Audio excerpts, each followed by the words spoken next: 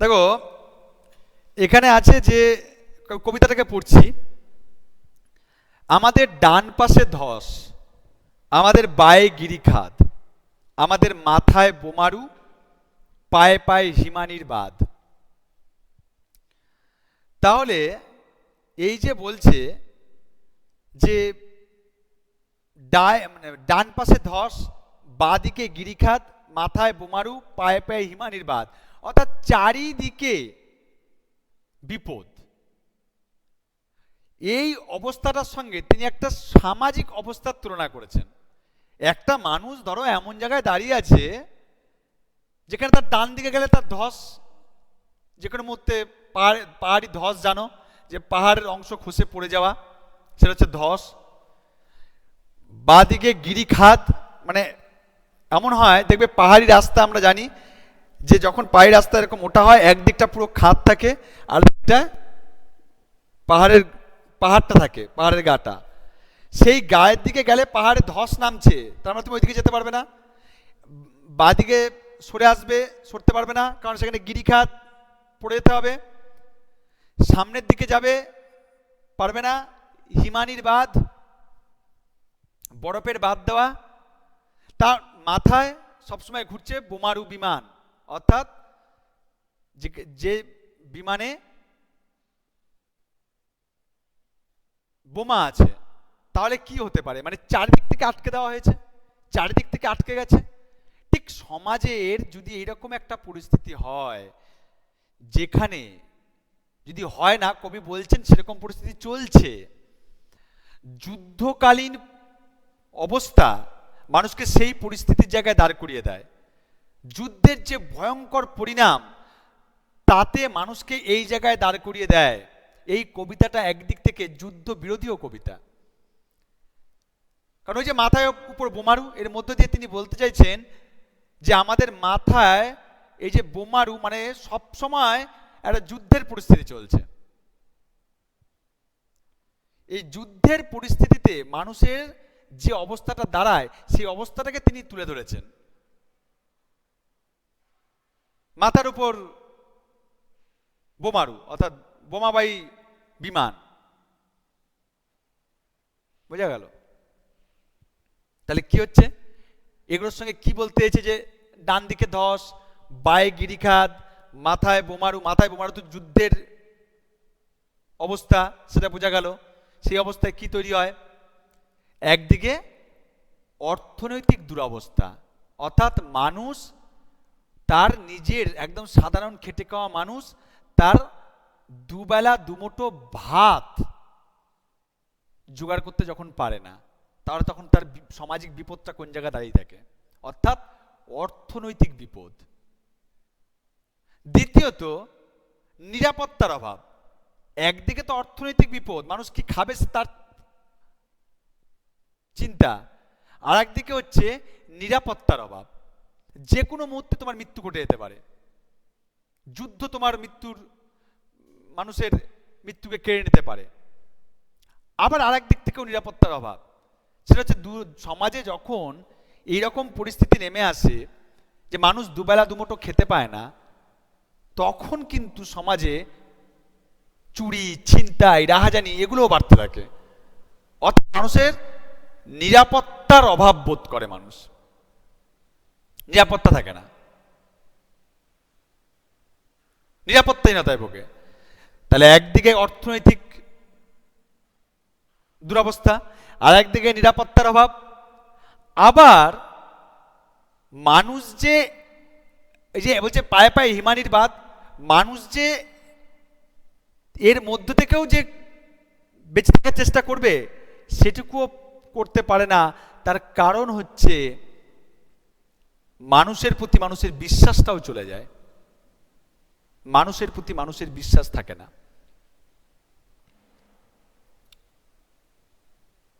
বুঝা গেছে? মানুষের প্রতি মানুষের বিশ্বাস থাকে না, বিশ্বাসের জায়গাটা হারিয়ে যায়, মূল্যবোধের অবক্ষয় ঘটে। এই যে কবি একটা জায়গায় বলেছেন আমাদের ঘর গেছে উড়ে, এই যে আমাদের ঘর গেছে উড়ে কথাটার মানে কি? ঘর উড়ে যাওয়া মানে হচ্ছে আশ্রয়হীন হয়ে যাওয়া। মানুষ আশ্রয়হীন হয়ে যায়। তো শুধু একটা ঝড় দিয়েছে আর ঘরের চালাটা উড়ে গেছে এটাই বলতে চাইছে তা তো নয়। মানুষের প্রতি মানুষের যে বিশ্বাস, সেই বিশ্বাসের যে আশ্রয়, সেই আশ্রয়টা চলে গেছে। বিশ্বাসের একটা আশ্রয় হয়তো, এই বিশ্বাসের আশ্রয়টা চলে যাচ্ছে। মানুষের প্রতি মানুষের বিশ্বাস থাকছে না। খুব দুরবস্থা যখন মানুষ সমাজে আসে, চুরি ছিনতাই বাড়তে থাকে, মানুষের মধ্যে পারস্পরিক বিশ্বাস কমতে থাকে, তখন আরো বেশি মানুষের সঙ্গে মানুষের যেন বিভেদ তৈরি হয়ে যায়। এই জন্য বলছেন আমাদের ঘর গেছে উড়ে। তারপরে কি বলছেন?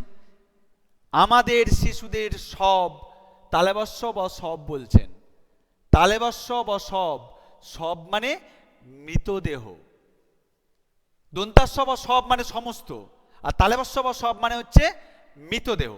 তাহলে এখানে কবি বলছেন যে আমাদের সব ছড়ানো রয়েছে কাছে দূরে, মানেটা কি? আমাদের শিশুদের সব ছড়ানো রয়েছে কাছে দূরে মানেটা কি? শিশু মানে কি? ভবিষ্যৎ প্রজন্ম, নেক্সট জেনারেশন। শিশু মানে ভবিষ্যৎ প্রজন্ম। আর একটা হচ্ছে, আর একটা কি? আর একটা হচ্ছে শিশু নিষ্পাপ সরল।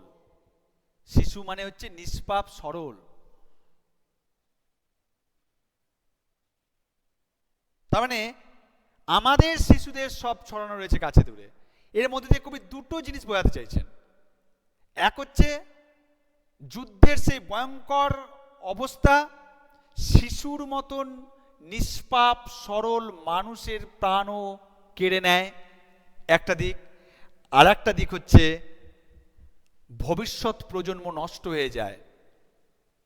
যদি একটা সমাজে যুদ্ধ লাগে আর সেই যুদ্ধের জন্য এরকম ভয়ঙ্কর পরিস্থিতি তৈরি হয়, তাহলে ভবিষ্যৎ প্রজন্ম নষ্ট হয়ে যায়, ভবিষ্যৎ প্রজন্ম ধ্বংস হয়ে যায়।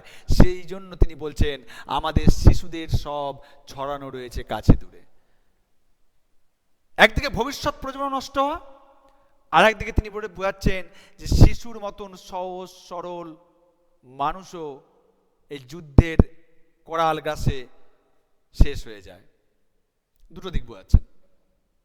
তারপরে কি বলছেন? আমরাও তবে এইভাবে এই মুহূর্তে মরে যাব নাকি? আমরা কারা? আমরা বলতে কারা? আমরা হচ্ছে সাধারণ খেটে খাওয়া মানুষ। আমরা বলতে সাধারণ খেটে খাওয়া মানুষ। আমরাও তবে এইভাবে এই মুহূর্তে মরে যাব নাকি? এখানে মরে যাওয়া মানে কি? এখানে মরে যাওয়া মানে হচ্ছে আত্মসমর্পণ করা। আমরাও কি তবে যারা বেঁচে আছে শুভবুদ্ধি সম্পন্ন কিছু মানুষ, তারা এইভাবে আত্মসমর্পণ করব যে যা হচ্ছে হোক, আমাদের আর কিছু করার নেই, আমরা এই অবস্থায় মরলাম? এটা তো হবে না। এটা এটার জন্য বলছে কি আর করব, এটা আমরা বলি অনেক সময়।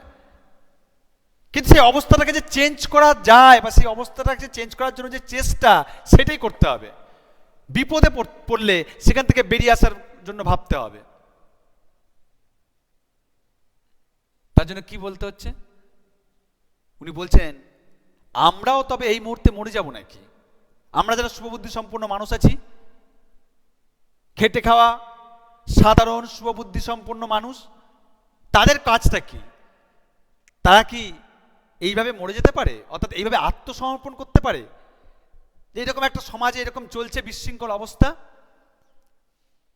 অতএব আমাদের আর কিছু করার নেই, আমরাও মরে যাব, মরলে মরবো, এইটাকে আত্মসমর্পণ বলে। আর এই অবস্থার মধ্যে থেকেও আমাদেরকে বেঁচে থাকার পথ খুঁজে নিতে হবে, এইটা ভাবা হচ্ছে লড়াই করা। এটা হচ্ছে সাধারণ খেটে খাওয়া মানুষের জীবন সংগ্রাম এর লড়াই। কবি বলছেন যে এই জায়গাটাই হচ্ছে যে আমাদের করণীয় কিছু আছে। আমরা এইভাবে আত্মসমর্পণ করতে পারি না, আমাদের কিছু করণীয় আছে। আর সেই করণীয়টা হচ্ছে আমাদের আরো একজোট হয়ে থাকতে হবে, আমাদেরকে একসঙ্গে থাকতে হবে, আমাদেরকে জোটবদ্ধ থাকতে হবে। কোনো রকম ধর্মীয়, কোনো রকম বর্ণ, কোনো রকম বিভেদ তৈরি করে সমাজে থাকা নয়। আমরা সবাই সমান, সাধারণ খেটে খাওয়া মানুষ মাত্রই সবাই সমান, সবাই এক, এই জায়গাটা আমাদেরকে তৈরি করতে হবে। তাই কবি বলছেন আয় আরো বেঁধে বেঁধে থাকি। আর এখানে আয় সম্বোধন করেছেন, তুই সম্বোধনে মানুষকে আরো আপন করে নিয়েছেন। বলতে পারতো তো এসো আরো বেঁধে বেঁধে থাকি, এসোর থেকে আয় সম্বোধনের মধ্য দিয়ে তিনি আরো আপন করে নিলেন মানুষকে, এবং মানুষ যেন মানুষকে সেই আপন করে ডাকে, আয় আরো বেঁধে বেঁধে থাকি, আয় আরো একসঙ্গে থাকি, জোটবদ্ধ থাকি। মানুষ যদি জোটবদ্ধ থাকে তাহলে এই অবস্থা থেকে মুক্তি পাওয়া যেতে পারে। আমরা যারা শুভবুদ্ধি সম্পন্ন মানুষ আছি তারা কখনোই এই অসহায় অবস্থার কাছে আত্মসমর্পণ করতে পারি না। এটাকেই তিনি বলছেন আমরাও তবে এই মুহূর্তে মরে যাব নাকি? মরে যাওয়া মানে এই অবস্থার কাছে আত্মসমর্পণ করব নাকি? কখনোই না। আমরা এর মধ্যে থেকেই পথ আমাদেরকে খুঁজে নিতে হবে, আর সেটা হচ্ছে একজোট হয়ে থাকতে হবে। দ্বিতীয় প্যারাগ্রাফে বলছে আমাদের ইতিহাস নেই, অথবা এমনই ইতিহাস আমাদের চোখ মুখ ঢাকা। আমাদের ইতিহাস নেই, আমাদের মানে সাধারণ খেটে খাওয়া মানুষের, সাধারণ খেটে খাওয়া মানুষের ইতিহাস নেই। কাদের আছে ইতিহাস? রাজা বাদশাহ, তাদের ইতিহাস আছে, তাদের যুদ্ধের ইতিহাস আছে, তাদের যুদ্ধে পরাজয়ের ইতিহাস আছে, তাদের কীর্তিস্তম্ভ স্থাপনের ইতিহাস আছে। তারা একটা বিরাট অট্টালিকা তৈরি করেছে, বিরাট নগর তৈরি করেছে, বিরাট প্রাসাদ তৈরি করেছে, সেই ইতিহাস আছে। কিন্তু সাধারণ খেটে খাওয়া মানুষের কথা ইতিহাসে লেখা নেই। একটা যুদ্ধ হয়েছে, এই তো ক্লাস 12 একটা কবিতা আছে, পড়তে জানে এমন এক মজুরের প্রশ্ন। সেখানে আগের দিনও বলছিলাম বোধহয়, সেখানে প্রশ্ন করছে একজন মজুর যে একজন রাজা একটা বিরাট অট্টালিকা বানায়, একটা প্রাসাদ বানায়, রাজা কি পাথরটা ঘাড়ে করে নিয়ে আসতো, না পাথরটা ঘাড়ে করে নিয়ে আসে? তা তো করে না, আর নিজের টাকাতেও করে না। তাহলে এই যে ইতিহাসে তাদের নামটাই করা হয়, সাধারণ খেটে খাওয়া মানুষ যারা সেটাকে তৈরি করার জন্য প্রতিনিয়ত পরিশ্রম করে, কই তাদের কথা তো ইতিহাসে লেখে না। একটা যুদ্ধ যখন রাজা হেরে যায় তখন সেই হারের কথাটা ইতিহাসে লেখা হয়, কিন্তু সেই হারের জন্য সাধারণ খেটে খাওয়া মানুষের কি বিপর্যয় নেমে আসে, আর সেই যে জীবন সংগ্রামের ইতিহাস, কই ইতিহাস তো তাদের কথা লেখে না। এখানেও তাই, সাধারণ খেটে খাওয়া মানুষের কথা ইতিহাস লেখে না, অথচ যুগে যুগে সাধারণ খেটে খাওয়া মানুষ জীবন সংগ্রামে অবতীর্ণ হয়, আর জীবন সংগ্রামে অবতীর্ণ হয়ে তারা জয়ী হয়, কই ইতিহাস তো তাদের কথা লেখে না, ইতিহাসে তো তাদের কথা নেই। এইটাই তিনি বলতে চাইছে, আমাদের ইতিহাস নাই, আমাদের ইতিহাস নেই, অথবা এমনই ইতিহাস চোখ মুখ ঢাকা, অথবা এমনই ইতিহাস চোখ মুখ ঢাকা। মানে এটা কি? চোখ মুখ ঢেকে আছে মানে কি? আমি না মানে কিছুই দেখতে পাচ্ছি না, আমার চোখও নাই মুখও নাই, অর্থাৎ মুখ মানে প্রতিবাদের ভাষা। অর্থাৎ যেটুকু ইতিহাস আছে সাধারণ খেটে খাওয়া মানুষের, নীরব ইতিহাস, নির্বিবাদে নির্বিচারে সহ্য করার ইতিহাস। যুগে যুগে সাধারণ খেটে খাওয়া মানুষ অত্যাচারিত হয়েছে, বঞ্চিত হয়েছে, কিন্তু মানুষ যেন নীরবে তা সহ্য করেছে। সেই সহ্য করার ইতিহাসটাকেই তিনি বলেছেন চোখ মুখ ঢাকা ইতিহাস। কিন্তু তা তো সবসময় নয়। সাধারণ খেটে খাওয়া মানুষ জীবন সংগ্রামে অবতীর্ণ হয়েছে। জীবন সংগ্রাম মানে আমাকে বেঁচে থাকতে হবে, এই লড়াই সাধারণ খেটে খাওয়া মানুষ করেনি। একটা যুদ্ধ হয়েছে, যুদ্ধেতে রাজার পরাজয় ঘটেছে, রাজা সেই অর্থ সংগ্রহের জন্য প্রজাদের কাছে আরো চাপ দিয়েছে, দুর্ভিক্ষ নেমে এসছে। সাধারণ খেটে খাওয়া মানুষ সেই দুর্ভিক্ষ থেকে বাঁচার জন্য সংগ্রাম করেছে, সেই সংগ্রামে জয়ী হয়েছে। শয়ে শয়ে মানুষ মারা গেছে, আবার শয়ে শয়ে মানুষ সেই সংগ্রামের মধ্যে দিয়ে জয়ী হয়ে বেঁচে থেকেছে। কই ইতিহাসে সেই ইতিহাস তো লেখা নেই, সেই ইতিহাস তো বলা নেই। তাই বলছে সাধারণ খেটে খাওয়া মানুষের কোনো ইতিহাস নেই, অথবা এমনই ইতিহাস যা চোখ মুখ ঢাকা। আমরা ভিখারি 12 মাস, সাধারণ খেটে খাওয়া মানুষ তাদের অবস্থার পরিবর্তন হয় না, তারা সারা বছর ভিখারি থাকে, অর্থাৎ তাদের অবস্থার, অর্থনৈতিক অবস্থার কোনো সুরাহা হয় না, কোনো পরিবর্তন হয় না। তাই কবি বলছেন আমরা ভিখারি 12 মাস। পৃথিবী হয়তো বেঁচে আছে, পৃথিবী হয়তো গেছে মরে। সন্দেহ প্রকাশ করছেন, হয়তো পৃথিবী হয়তো বেঁচে আছে, পৃথিবী হয়তো গেছে মরে। সন্দেহ প্রকাশ, পৃথিবী হয়তো বেঁচে আছে, পৃথিবী হয়তো গেছে মরে। একবার বলছেন পৃথিবী হয়তো বেঁচে আছে, আর একবার বলছেন পৃথিবী হয়তো গেছে মরে। অর্থাৎ পৃথিবী শব্দটার মধ্য দিয়ে তিনি মনুষ্যত্ব শব্দটাকে তুলে ধরতে চেয়েছেন। পৃথিবী শব্দটার মধ্য দিয়ে তিনি মনুষ্যত্ব, পৃথিবী শব্দের ব্যঞ্জনায় মনুষ্যত্ব শব্দটাকে তুলে ধরেছেন, যে মানুষের মনুষ্যত্ব হয়তো আছে, হয়তো বা নেই। আবার এই পৃথিবী শব্দের মধ্য দিয়ে তিনি একই সঙ্গে দুটো পৃথিবীর অস্তিত্বকে তুলে ধরেছেন। একদিকে সচ্ছল মুষ্টিমেয়, মানে কিছু মানুষের ভোগ বিলাসের সচ্ছলতার পৃথিবী, আর একদিকে খেটে খাওয়া সাধারণ মানুষের না খেতে পাওয়া পৃথিবী। তাহলে একটা পৃথিবী হচ্ছে ভোগ বিলাসের পৃথিবী, আর একটা পৃথিবী হচ্ছে খেতে না পাওয়া মানুষের পৃথিবী। খেতে না পাওয়া বিপন্ন অসহায় মানুষের কাছে ওই পৃথিবীটার কোনো অস্তিত্ব আছে? অস্তিত্বহীন। যে মানুষটা সকালে উঠে জানে না সে বিকেলে কি খাবে, সে দুপুরে আদৌ খেতে পারবে কিনা, আর একটা মানুষ ভোগ বিলাসে কাটাচ্ছে, এই মানুষটার কাছে ওই মানুষের ওই পৃথিবীটার কোনো অস্তিত্ব আছে? নেই। সেই জন্য বলছেন পৃথিবী হয়তো বেঁচে আছে, পৃথিবী হয়তো গেছে মরে। আমাদের কথা কে বা জানে, আমরা ফিরেছি দৌড়ে দৌড়ে। কিছুই কোথাও যদি নেই, তবু তো কজন আছি বাকি। আয় আরো হাতে হাত রেখে, আয় আরো বেঁধে বেঁধে থাকি।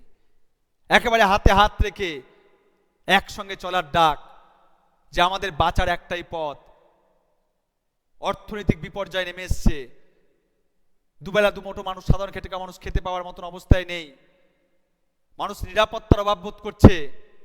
সকালে বেরিয়ে জানে না রাতে সে ফিরবে কিনা, তার যেটুকু সম্বল আছে সেটুকু সম্বল সে ধরে রাখতে পারবে কিনা। মানুষের প্রতি মানুষের যে বিশ্বাস, সেই বিশ্বাসের ভূমি হারিয়ে গেছে, আশ্রয়হীন হয়ে গেছে মানুষ। তার উপরে সাধারণ খেটে খাওয়া মানুষের কোনো ইতিহাসও নেই, যে ইতিহাসের দিকে তাকিয়ে সাধারণ খেটে খাওয়া মানুষ সেখান থেকে বাঁচার পথ খোঁজার চেষ্টা করবে, সেই ইতিহাসটুকুও নেই। তাহলে কোথাও তো কিছু বাকি নেই। তাহলে যে কোথাও যদি কিছু বাকি নেই, তাহলে যে কজন বাকি আছি, যে কজন মানুষ বাকি আছি, সেই কজন মানুষ তো একসঙ্গে হাতে হাত রেখে আয় আরো বেঁধে বেঁধে থাকি, যদি এই অবস্থা থেকে পরিত্রাণ পাওয়া যায়। অর্থাৎ কবি বলতে চাইছেন একটাই মাত্র উপায় এই অবস্থার থেকে পরিত্রাণ পাবার, আর সেটা হচ্ছে মানুষকে একসঙ্গে থাকতে হবে, মানুষকে জোটবদ্ধ থাকতে হবে, মানুষের মধ্যে মানুষের মিলিত হাতে হাত রেখে চলে কাজ করতে হবে। এটাই কবি বলতে চাইছেন। যাই হোক, ক্লাস